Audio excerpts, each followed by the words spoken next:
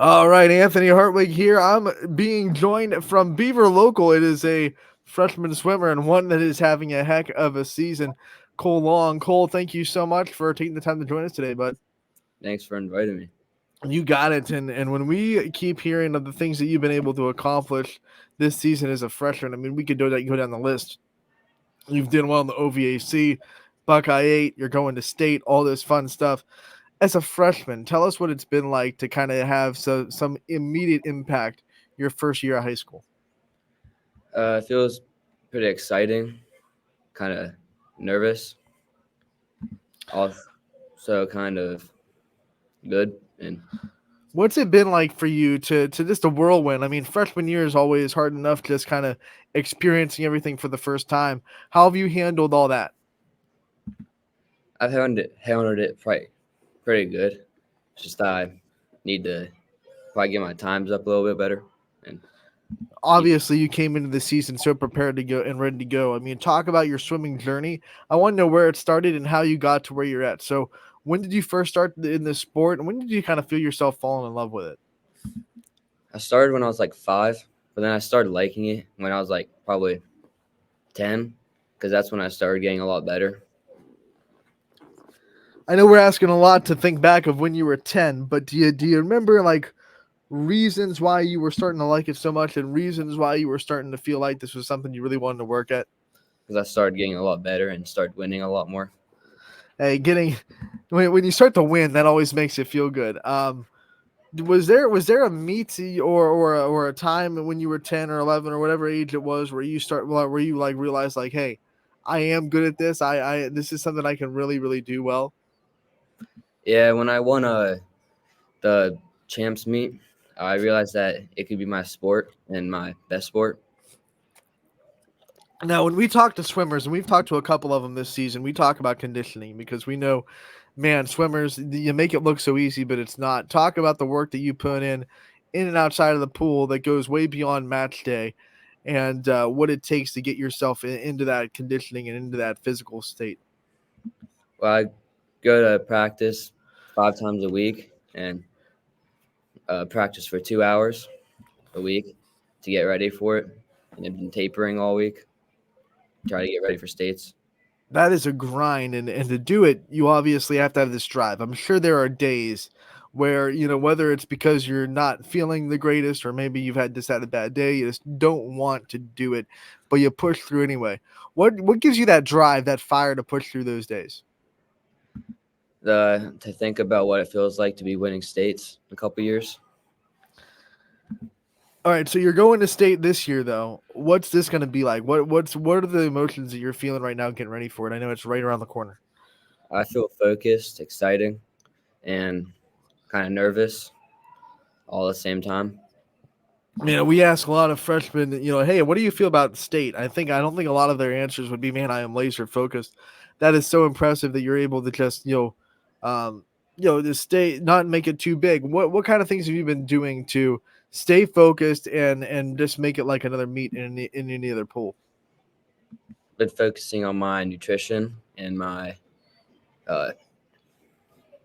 uh,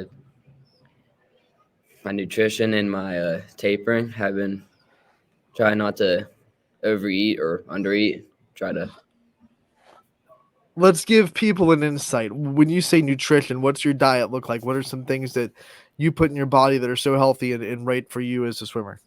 a lot of fruits like bananas, grapes, strawberries, and a lot of healthy stuff, protein bars, energy drink, not energy, Gatorade, body armor, Do you have your favorite flavor of Gatorade or Body Armor that's your go-to? Do probably blue raspberry, you have a favorite fruit? probably grapes.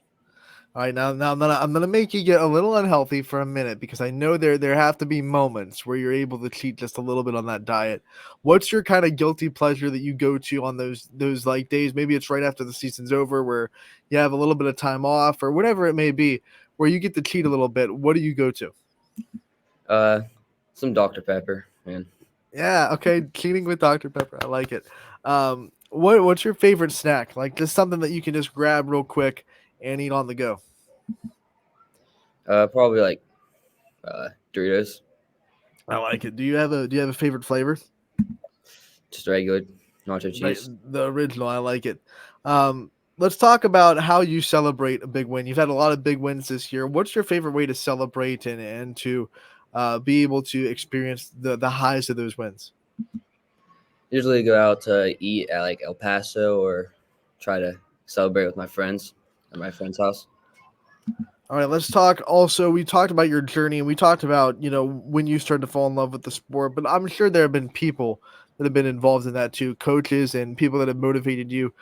Who are some people that come to mind that really got you going in swimming and got you to become the swimmer you are right now? My parents, my coaches, Coach Maria, Coach Bob, CJ, and Shane, all have helped me to become a better swimmer, a better athlete. The other thing about coming in as a freshman is you start to expose yourself to more teammates and different people that are now, in high school. What's that been like to be someone that is obviously leading statistically and probably just because of that, just a natural leader in the room? What's that been like to meet a bunch of new people and to have new teammates this year as a freshman on the varsity level? And what's that been like to kind of, um, be able to motivate them? Uh, they, I've mowed them pretty good. Mason Boggs and uh, Silas Redis have cut down a lot of time, and I've been helping them quite a bit. Okay, I could be wrong, but I think it's the first swimmer to go to state and Beaver Local since 2008. When you hear stuff like that, where you're bringing something to this school that hasn't happened before, well, it hasn't happened in a long time, I should say. What does that mean to you? Means that uh, next year just need to step it up a little bit, become top 8, come podium. I love it. Hey, man, just always taking that next ladder and building it up. When you think of what makes Beaver Local special and what makes it special to bring something like that to Beaver Local, what makes it feel like home to you? The community, and I'll have a lot of family members and friends that be local. Now you're in the classroom for the first time too. We're talking about swimming, but we can't take the student out of the student athlete. What have been some of your favorite high school subjects so far your freshman year? So far, art and uh, probably history. When you My say art, like is that because it's something you really like and it's something that you're good at, or is it just because you've found a kind of a way to art is dialed down the stress a little bit? Nah, I'm just really bad at art, but the teacher is really fun, and I like I, her. I like that. Shout out to the art teacher for making art fun, even for the people that aren't out there winning the first prize ribbon with the immaculate drawings. I love it. Who are some other teachers that have been impactful so far for you freshman year? Miss Ash had uh, congratulated me every time I won, and Mr. Carr have celebrated every time I won OVSCs or Buckeye 8 or something like that. What does the off season look like for you? What are you going to be doing in the springtime and the summertime to get ready for the next swim season? Probably a lot of lifting, a lot of running, Do you do any other sports at Beaver Local outside of swim? track and cross country.